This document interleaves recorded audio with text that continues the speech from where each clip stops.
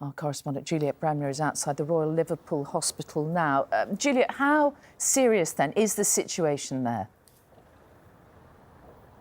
Pretty serious, Mary. The alarm bells are certainly ringing. They say they're just about coping, but they say their staff are under a huge amount of pressure. Already in their 3 hospitals, where they have 2 that have intensive care bed units, they have 408 patients testing positive for COVID-19 and some in a very serious condition. That's more than the 390 at the peak of the pandemic.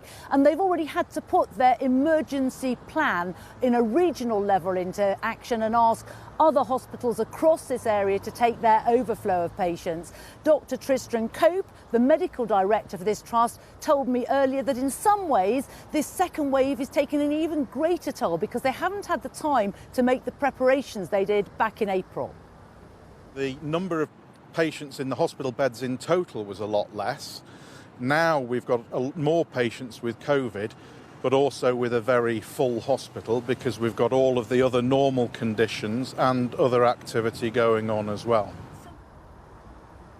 Already they've had to cancel elective operations like hip replacements, and they're warning that they could have to take the rather drastic step of cancelling operations for cancer as well if numbers don't start to fall.